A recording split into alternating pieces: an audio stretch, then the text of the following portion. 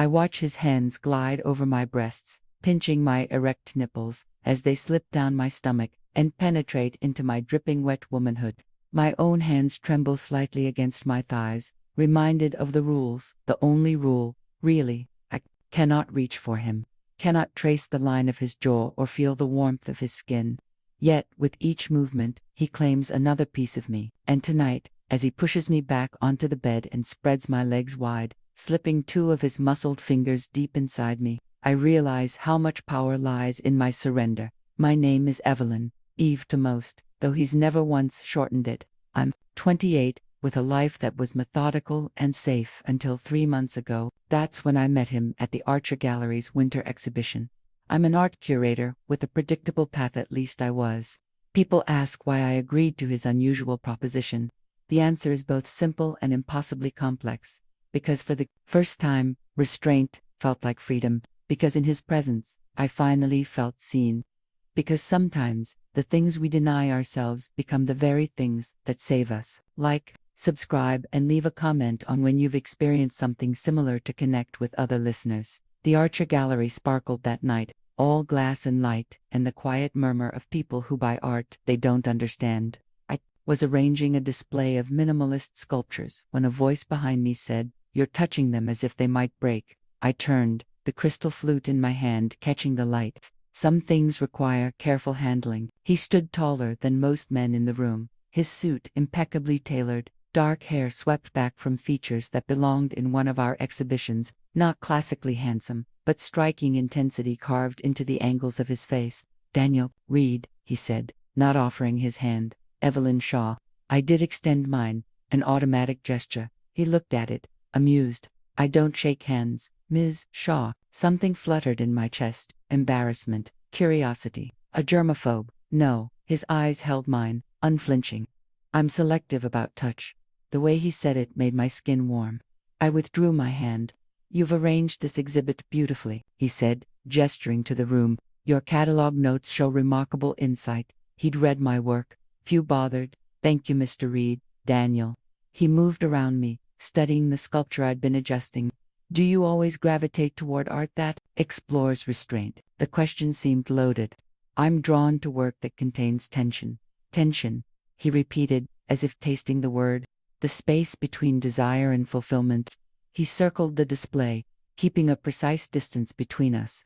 "Would you have dinner with me tomorrow, Evelyn? There's a private exhibition I'd like to discuss." I should have said no. His intensity was unsettling, the way he watched me to direct. But there was something in his measured movements, his careful distance, that intrigued me. "Yes," I said, surprising myself. It wasn't until the end of the evening, as he was leaving, that he paused beside me without looking my way.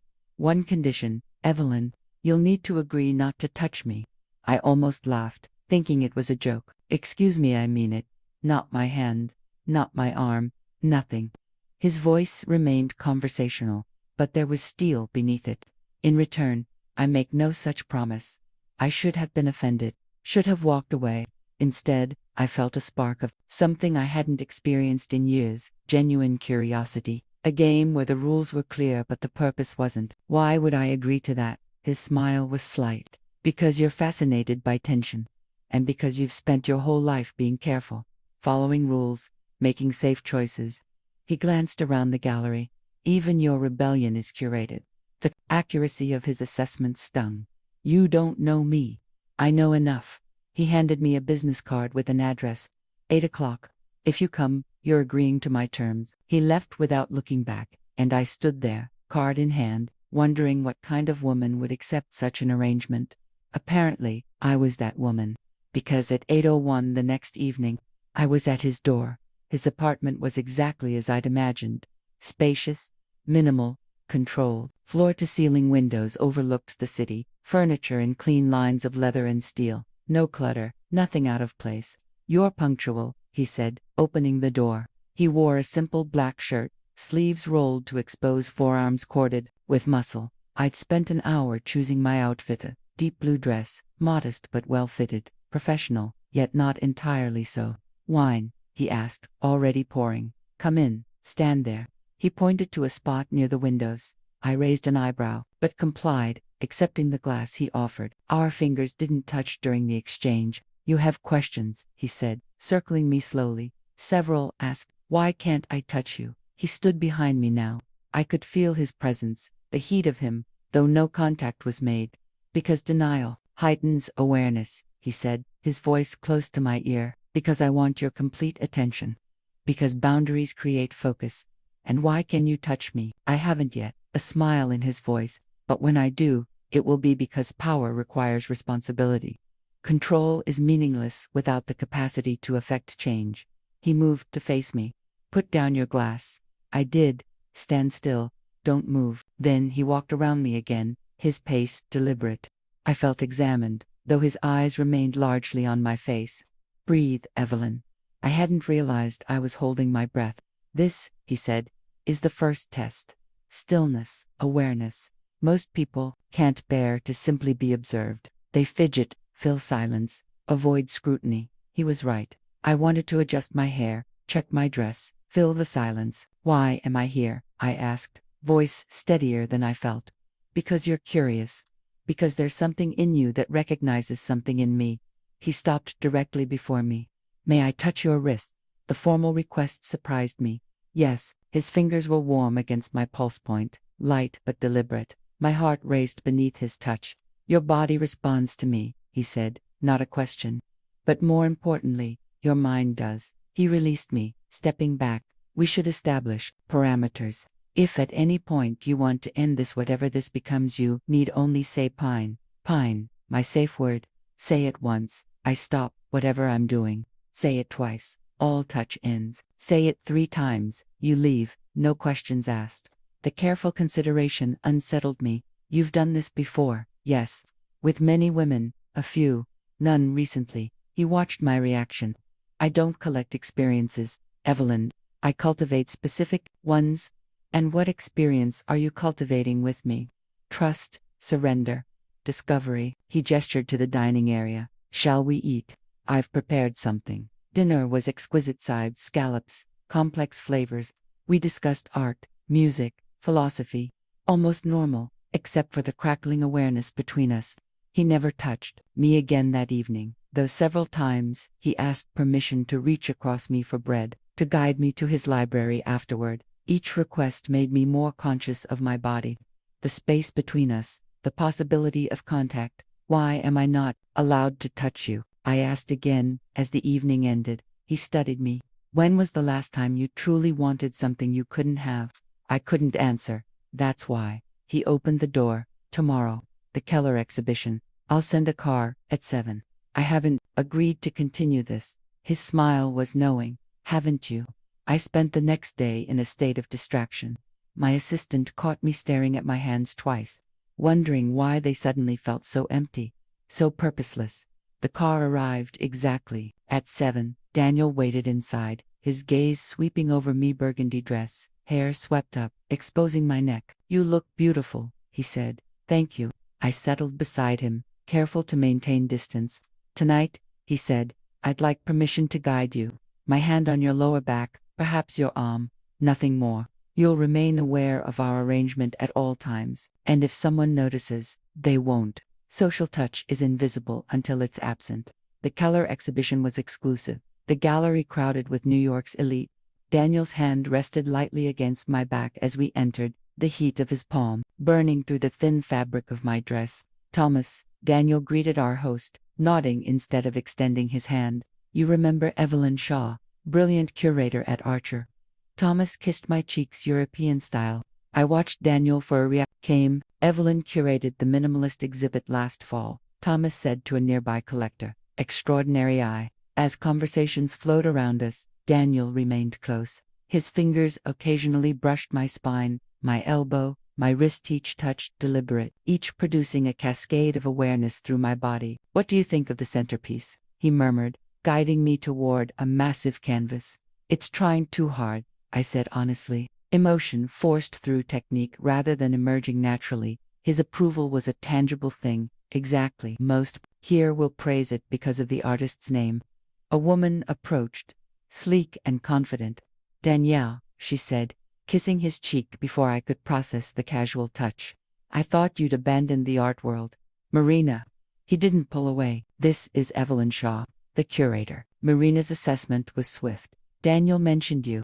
Unusual to see him with company at these events. I felt his hand press slightly firmer against my back. Support? I'm following his lead tonight, I said, smiling pleasantly. Marina raised an eyebrow. Are you? How interesting. She touched Daniel's arm lingering before departing. Former client? I asked when she was gone. Former mistake, he replied. Does it bother you, seeing someone else touch me? It did. Irrationally, intensely. No. His slight smile told me he knew I was lying. As the evening progressed, I noticed how Daniel navigated touch from others when socially necessary, but subtly minimizing it, turning slightly when someone approached, initiating handshakes to control their duration. Meanwhile, his touch on me grew more confident. A brush of fingers against my bare shoulder, his breath against my ear when he leaned in to speak. Each contact sent electricity through me. You're doing beautifully, he said as we examined a sculpture. Most women would have broken the rule by now, found some excuse to touch me. I'm not most women. No, he agreed. You're not. Later, as he helped me into the car, his fingers encircled my wrist momentarily, thumb pressing against my pulse point. Your heart is racing, he observed. You affect me, I admitted. This affects me. But he released me. That's the point, Evelyn. To feel everything, to be exquisitely aware. When the car stopped at my building, he said, Saturday, my place. Wear comfortable clothing. What happened Saturday? The next step, if you want it. I hesitated. I do. Then say it properly. My breath caught. I want it. His eyes darkened. Good night, Evelyn. I watched him drive away, my skin humming with everywhere he'd touched me, aching for everywhere he hadn't. Saturday arrived with a restless anticipation I hadn't felt since childhood Christmases. I chose simple, clothed black leggings, a soft gray sweater that fell off one shoulder and tried not to overanalyze the choice.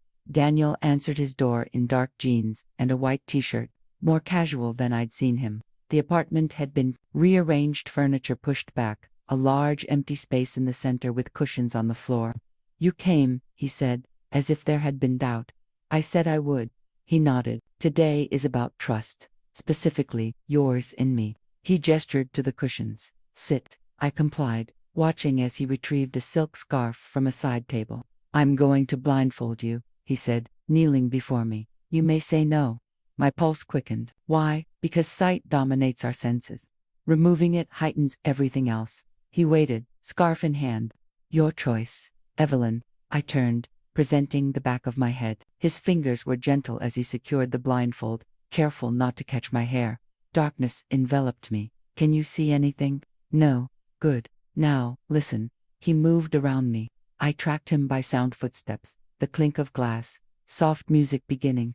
Tell me what you hear, he instructed. Piano Chopin, I think. Your movement. Traffic. Faintly. My own breathing. What do you smell? I inhaled. Sandalwood coffee.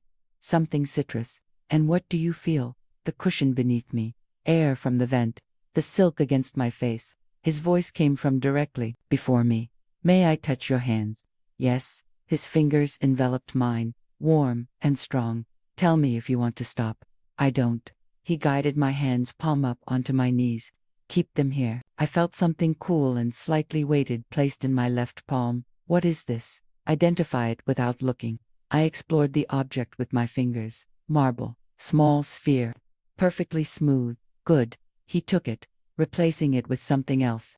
And this? Feather. Item after item. I identified them by touch. Alon velvet ice, rough bark, smooth glass. My awareness narrowed to my fingertips, my body increasingly sensitized. Then his voice, close to my ear. Stand. He helped me up, his hands steady on my elbows. I'm going to guide you. 5 steps forward. I followed his instructions, acutely aware of his proximity, the careful way he directed me with minimal touch. Turn left.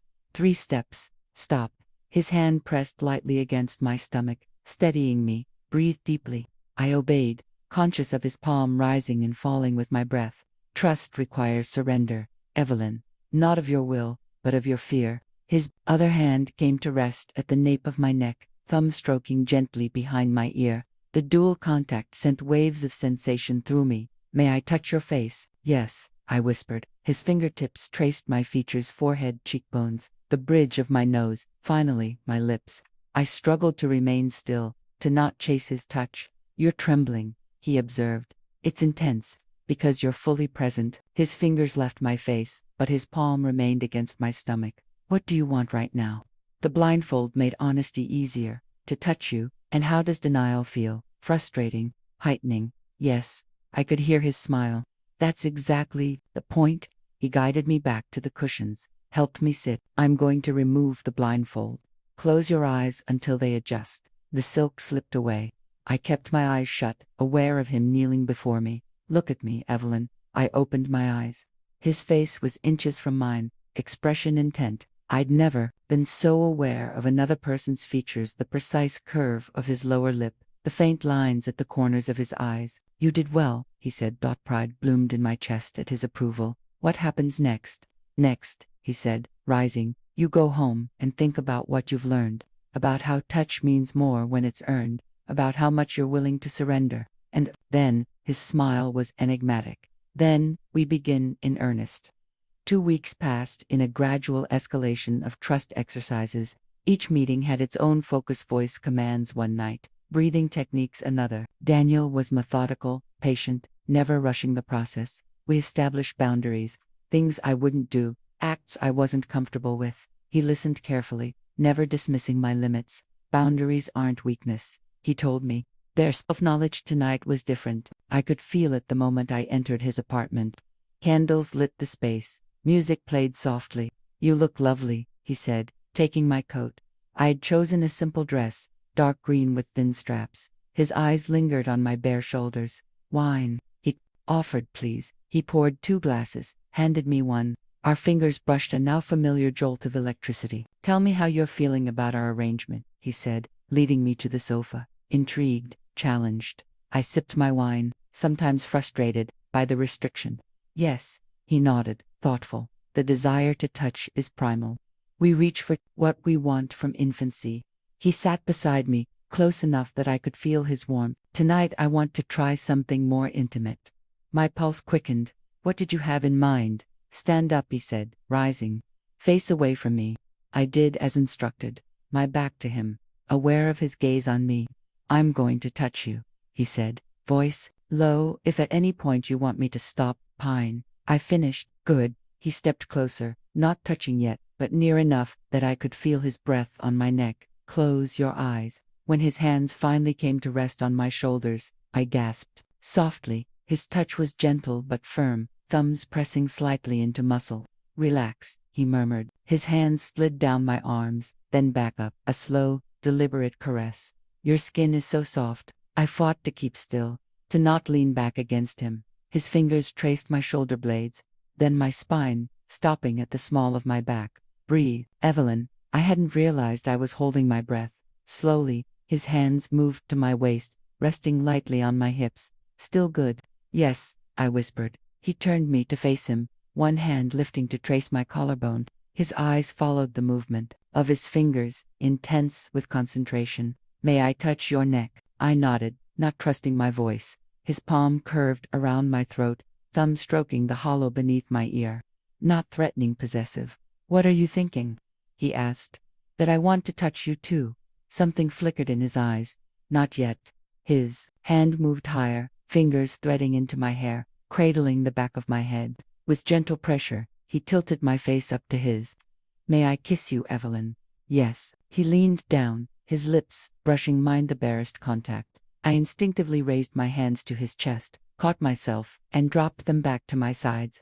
The effort made me tremble. His kiss deepened, controlled but thorough. His free hand pressed against my lower back, drawing me against him. I could feel the hard planes of his body, the heat of him through my thin dress. My hands clenched into fists at my sides. The urge to touch him nearly overwhelming. He broke the kiss, studying my face. You're fighting yourself. It's difficult, I admitted. Instinct says to touch you back. That's the point. Overriding instinct, choosing restraint. His thumb brushed my lower lip, finding pleasure in the discipline itself. He stepped back slightly. Take a breath. Center yourself. I did, trying to calm my racing heart. Now, he said, I'm going to touch you again.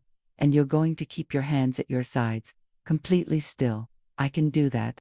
His smile was challenging. We'll see. This time when he kissed me, there was nothing gentle about it. His mouth claimed mine, demanding, intense. One hand gripped my hip, the other tangled in my hair. Every nerve ending in my body screamed to respond, to wrap my arms around him, to press closer. My hands trembled with the effort of remaining still. Then his mouth left mine, trailing along my jaw, down my neck. When his teeth grazed my pulse point, I gasped. My hand moved of its own accord, reaching for his shoulder. He caught my wrist before contact, grip firm. No, he said, voice low with warning. I'm sorry, you broke the rule, Evelyn. The silence, following his words, felt endless. He still held my wrist, his grip neither painful nor gentle, simply immovable. I didn't mean to, I said, though we both knew intent wasn't the point. He released me, stepping back. The distance felt like punishment. Sit down, he said, gesturing to the sofa. I complied, heart pounding. He remained standing, regarding me with an expression I couldn't read. This is the moment that matters, Evelyn. Not the mistake, but what follows. What happens now? That depends on you. He moved to the window, creating more space between us. Do you want to continue? Yes, I said without hesitation. Why? The question caught me off guard. Because, I'm drawn to this. To you, that's not enough. His voice was calm, detached. Why this arrangement? Why these terms? I searched for words that would make sense. Because it makes me feel present, aware. Because following your rules makes me feel both vulnerable and strong. He turned, studying me. And why did you break the rule just now? I lost control. Yes. Something shifted in his expression. I pushed you too far, too fast. That's my responsibility. He sat in the chair opposite me, maintaining distance. I think we should talk about why I need these boundaries. My breath caught. This felt significant, a departure from our careful script. When I was younger, I was reckless with people's feelings, with their trust. His voice was measured, as if each word cost him. I hurt someone, not physically, but deeply. I broke something in her that I couldn't repair. I waited, sensing he needed space to continue. After that, I created these rules. The distance, the control they protect. Both of us, they ensure I remain aware of power dynamics, that I never take without conscious consent, and not being touched. I asked gently, is about remaining present, focused on my partner's experience rather than my own gratification. His eyes met mine. Touch distracts me, makes me selfish. The confession hung between us, altering the air in the room. Thank you for telling me, I said finally. I don't share this often. He leaned forward slightly. But I wanted you to understand that the boundaries aren't arbitrary. They serve a purpose. I understand. Do use. His gaze was penetrating. Then tell me why you're really here, Evelyn. The full truth. I looked down at my hands. I've spent my life being careful, making sensible choices, staying within comfortable boundaries. I met his eyes. With you, I feel awakened, challenged, like I'm finally living in my body instead of just my head. And that's worth the frustration, the restraint. Yes, I didn't hesitate. It is. He considered this, then nodded once. Come here. I rose, moving to stand before him. Kneel. I sank to my knees, looking up at him. I'm going to touch you again, he said, leaning forward. And you're going to keep your hands on your thighs. If you move them, we stop for tonight. Understand? Yes. His hand cupped my cheek, thumb brushing my lower lip. Say it. I understand. His touch turned firmer, more possessive, fingers threading into my hair. Good girl. In the days that followed, something shifted between us. Daniel's rules remained firm, but a new layer of honesty tempered his control. We met 3 times that week, each encounter bringing us closer to some invisible boundary. Tonight, he'd invited me to dinner at an exclusive restaurant downtown. I wore black, a sleek dress with a high neck and open back. His eyes darkened, appreciative. When I turned to hand my coat to the hostess, "You chose well," he murmured as we were seated in a private corner. "I thought you'd approve." His smile was warm. "I'm beginning to think you know me too well." Dinner was exquisite, the conversation flowing easily between art, literature, and more personal matters. He asked about my childhood, my career aspirations. I learned he'd built his investment firm from nothing, that he played piano but only when alone. "May I?" he asked, reaching across the table. I offered my hand. His thumb traced circles on my palm, a small intimacy that sent waves of pleasure up my arm. I have a proposition, he said, voice low. I'm hosting a gathering at my home this weekend, colleagues, some clients. I'd like you to attend, as your date, as my companion. His eyes held mine. It would mean navigating our arrangement in a more public setting. The thought both thrilled and unnerved me. Will people know about this? They'll observe that you don't touch me. They may draw their own conclusions. His fingers continued, their lazy patterns on my palm. Can you handle that? A challenge, wrapped in a question. Yes, good. He released my hand. There's one more thing. Marina will be there, the woman from the gallery. I see, she's a client. Important one. His expression turned serious. She also knows about my preferences. She may try to provoke you. Why tell me this? Because I want you prepared. He leaned closer, and because I trust you to handle it with grace. The confidence in his voice made me sit straighter. I won't disappoint you, I know. His hand moved to my wrist, fingers finding my pulse point. Your heart is racing again. You have that effect. His smile turned predatory. Let's test that, shall we? Under the table, his hand found my knee, bare beneath the dress. His touch was light, fingertips making small circles against my skin.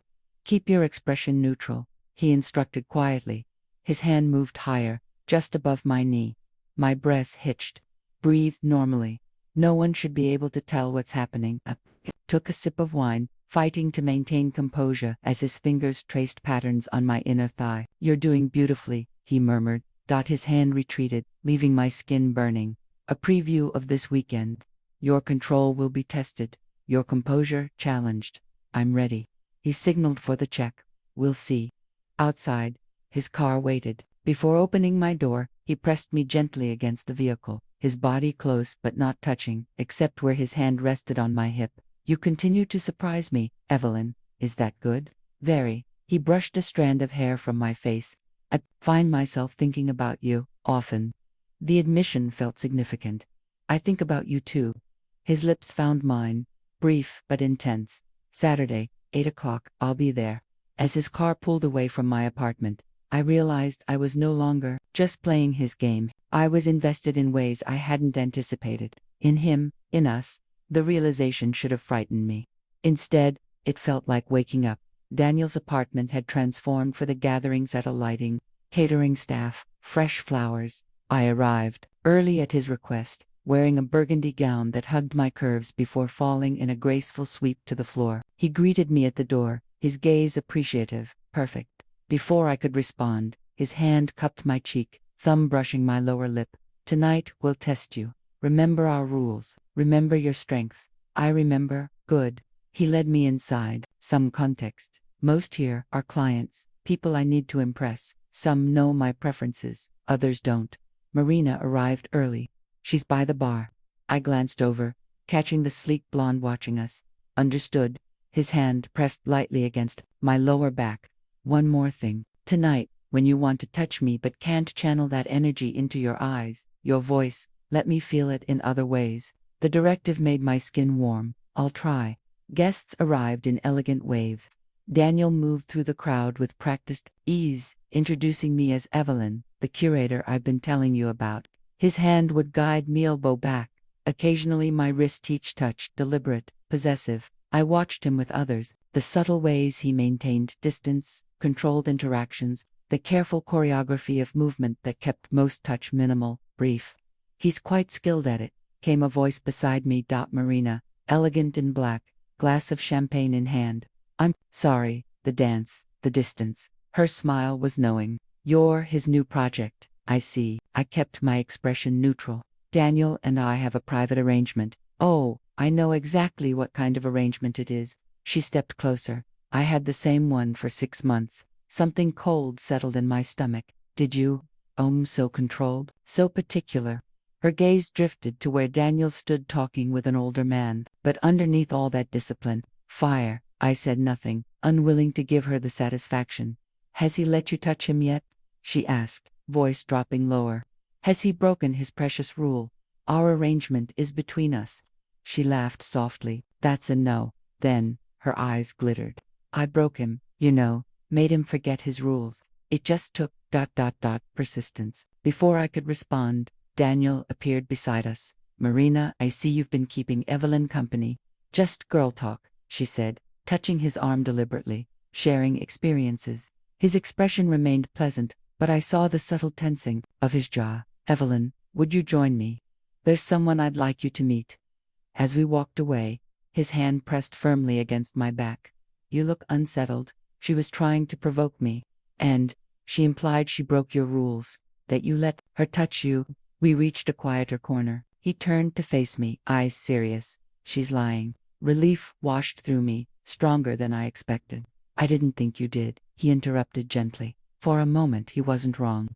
I'm sorry, don't be. Doubt is natural. His fingers brushed my cheek. But understand this. What we have is unique. Not a pattern, I repeat. Something in his voice made me look closer.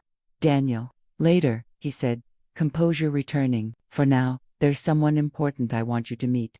The rest of the evening passed in a blur of introductions and conversations. I felt Marina watching us, but her presence no longer unsettled me. Daniel remained close, his touch a constant reminder of our connection. As the last guests departed, he closed the door with a finality that shifted the air between us. You were perfect, he said, voice low. Even when Marina tried to make me doubt you. Especially then, he stepped closer. Your faith in me is unexpected, valuable. Is that what this is? I asked. Faith's eyes held mine. Perhaps it's becoming something more. After the party, something fundamental shifted between us. Daniel called more often, our conversations extending beyond our arrangement into deeper territories. We spoke of childhood dreams, professional disappointments, books that had changed us. Come over tomorrow, he said one evening, his voice different somehow. There's something I want to try. I arrived to find his apartment dim, candles flickering. He greeted me with a kiss that lingered, his hands framing my face. Tonight is different, he said, leading me to the living room where cushions had been arranged on the floor. Tonight, I want you to show me how much you've learned. What do you mean? Sit, he instructed, joining me on the cushions. Close your eyes, I complied, feeling his presence before me. Now, he said, I want you to imagine touching me. In detail, tell me what you would do if you could. My breath caught. Is this a test? No. His voice was gentle. It's a gift. Freedom within our boundaries. I kept my eyes closed, focusing on the sensation of wanting him. I would start with your face, trace the line of your jaw with my fingertips. Show me. I lifted my hand, hovering it near his face without contact, tracing his features in the air between us. I could feel his breath against my palm. I would touch your lips, I continued. Feel their texture, their warmth. My finger hovered millimeters from his mouth. His breath quickened. Your neck, I whispered. The pulse at your throat. Your shoulders, the strength in them. I moved my hands through the air around him, creating the illusion of touch without breaking our rule. Your chest, I said, voice dropping lower. Over your heart, feel it beating. His hand caught mine, pressing it against his chest. Through the thin fabric of his shirt, I felt the strong, rapid beat of his heart. Daniel, I gasped. The rule, I'm touching you. He clarified. You're not touching me. There's a difference. He guided my palm against his chest, letting me feel the warmth of him through the barrier of cloth and his own hand. What else? He prompted, voice rougher than before. I want to feel your back, I admitted. The muscles there, your arms, your hands. He guided my other hand to his face, his palm covering mine completely, creating a barrier between my skin and his. Through this strange connection, I felt the contour of his cheekbone, the slight stubble on his jaw. I can feel you, I whispered, awed by the intimacy of this loophole. Yes, his eyes burned into mine. This is surrender, Evelyn, on both sides. He leaned forward, still holding my hands against him, and kissed me with a new intensity. I felt consumed, possessed, even as the control remained firmly his. When he pulled away, his breathing was uneven. I need to tell you something. What is it? He released my hands, creating space between us. This arrangement, what we're doing, it's always had an expiration date for me. A point where I move on. My heart contracted painfully, and we've reached it. No. His eyes held mine. That's what I'm trying to tell you. We should have Weeks ago, but I find myself double quotes. He paused, searching for words. Unwilling to end this. To end this. Relief flooded through me. I don't want it to end either, but it has to evolve. He took a deep breath. I'm not sure I can maintain these boundaries indefinitely. Not with you. The implications of his words hung between us. What are you saying? I'm saying I want more. His voice was low, intense, but I'm afraid of what happens when those barriers come down. I studied him, this controlled, measured man suddenly vulnerable before me. Maybe, I suggested softly, we find out together. His eyes darkened. Not yet, but soon. He pulled me toward him, his kiss a promise of things to come. A week passed in heightened anticipation. Daniel and I spoke daily, our conversations increasingly intimate despite the physical boundaries that remained between us. Then came his message. Tonight, 8 p.m., wear something that makes you feel powerful. I chose a black dress with clean lines, architectural in its simplicity. My hair up, exposing my neck. Bold red lipstick, a statement of intent. When he opened his door, his eyes darkened appreciatively. Perfect. The apartment was different. Furniture rearranged, lights dimmed, a bottle of wine breathed on the counter. You look nervous, I observed. I am. The admission surprised me. Tonight is ... significant. He poured wine, handed me a glass, our fingers brushed, the familiar electricity. What happens tonight? I asked. A reversal. He met my gaze steadily. Tonight, you lead. I nearly dropped my glass. What do you mean? I mean exactly that. He set his wine down. For one night, you make the decisions. You set the pace, within our established boundaries, but I still can't touch you. That rule remains. His expression was solemn, but everything else is yours to determine. Power shifted in the air between us. Why now? Because I trust you. Simple words, profound meaning. Because I want to experience you in control. I considered him, this man who had carefully directed every moment of our relationship. And if I'm not ready, then we continue as before. No pressure in his voice. This is an invitation, not a requirement. I set my glass down decisively. Stand up. Something flashed in his eyes, approval, anticipation. He rose. Go to the window, I instructed. Face the city. He complied without hesitation. Standing tall, before the panoramic view, I approached slowly, circling him, as he had circled me so many times. Don't move. The power was intoxicating, having this controlled, powerful man, following my commands. I stood behind him, close enough to feel his body heat but not touching. Tell me something you've never told anyone, I said. He was silent for a moment. I'm afraid of losing control. Why? Because the last time I did, I hurt someone I cared about. I moved to face him. And now I'm afraid of maintaining too much control, of missing what's in front of me. Our eyes locked. What's in front of you, Daniel? You. His voice roughened. Something real. I stepped closer, maintaining the sliver of space between us. Put your hands behind your back. He obeyed instantly. Now, I said, I'm going to touch you, not with my hands, but with my words, my breath. You will feel it just the same. His pupils dilated.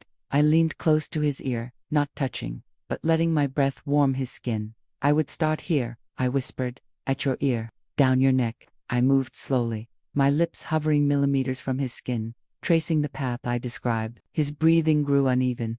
Across your shoulder, I continued, down your arm. He remained perfectly still, but I could see the effort it cost him. Your chest, your stomach. I knelt before him, looking up, lower. A muscle ticked in his jaw. Evelyn, yes, innocent, powerful. This is ... intense. Good. I rose, circling him again. That's the point, isn't it? To feel everything, to be exquisitely aware. His own words returned to him, made his eyes flash with recognition. Yes, tell me what you want right now, I commanded. His voice was low, controlled despite his evident desire. I want to touch you. Then do it. His hands finally moved, reaching for me with purpose. His hands found my waist, drawing me against him. His kiss was different, urgent, less controlled. I kept my hands at my sides, maintaining our rule, even as everything else shifted between us. What else? He asked against my lips. What else do you want? The role reversal was dizzying. Tell me why I can't touch you. The real reason. His hands stilled. He pulled back slightly, studying my face. Are you sure? Yes. He guided me to the sofa, sat beside me. When I was younger, I was in a relationship that became destructive. I lost myself in it, in her. I waited, sensing there was more. She knew how to manipulate me physically, how touch could bypass my reason. His voice was measured. When I ended it, she wouldn't accept it. There was an incident. She hurt herself, claimed I'd done it. Understanding dawned. That's why you're so careful about consent. About control. Yes. His eyes held mine. After that, I created boundaries, rules. The no-touching rule began as self-protection, but became something more, a way to remain present, to experience connection without losing myself, and with me, with you. He searched for words. The rule has become both vital and unbearable. Something shifted in his expression. He took my hand, placed it palm up on my knee. Slowly, deliberately, he placed his own hand over it palm to palm. I can't give you everything yet, he said quietly, but I can give you this. He lifted my hand, turned it, and pressed it against his chest, my palm flat against his heart. Nothing between us. Touch me, Evelyn. My breath caught. Are you sure? Yes. Slowly, reverently, I let my hand move against him, felt the solid beat of his heart, the warmth of him through his shirt. His eyes never left mine, tracking every sensation. More? I asked. He nodded once, stopped. My fingers traveled up to his neck, tracing the strong column of his throat, feeling his pulse raced beneath my touch. I cupped his jaw, thumb brushing his lower lip, mirroring how he'd touched me countless times. How does it feel? I whispered. Overwhelming. His voice was rough, but not in the way I feared. My other hand joined the first, framing his face. And now I want more. He turned his head, pressed his lips to my palm. But not everything. Not yet. Understanding flowed between us. This was enough, this first breach of his walls, this controlled surrender. Thank you, I said simply. For what? For trusting me. He caught my wrists gently, brought both my hands to his lips. You've earned it. Later, as we lay on his sofa, my head on his chest, his arms around me, the boundaries between us forever altered, he spoke into the comfortable silence. This isn't just an arrangement anymore, is it? I smiled against his chest. No, I don't know exactly what it is yet, he admitted. I just know I want to discover it with you. I lifted my head to look at him. Even if it's messy, uncontrolled. Especially then, his fingers traced my cheek. You've shown me that surrender doesn't have to mean weakness, that control isn't always strength. And touch? I asked, running my fingers lightly along his arm. Touch is a journey we're beginning. He captured my hand, kissed my fingertips, one step at a time. I can work with that. His smile was the freest I'd seen it. I'm still learning, still surrendering. But now I know something I didn't before. What's that? His eyes held mine, vulnerable and certain at once, that some rules are made to be broken, and some bonds are meant to be kept. I leaned up to kiss him, my hands now free to express what words couldn't. Not everything had changed. We would still have boundaries, still navigate consent and control, but something fundamental had shifted. I wasn't allowed to touch him until I was. He could do anything he wanted but chose to be vulnerable instead, and in that balance, we had found something worth keeping.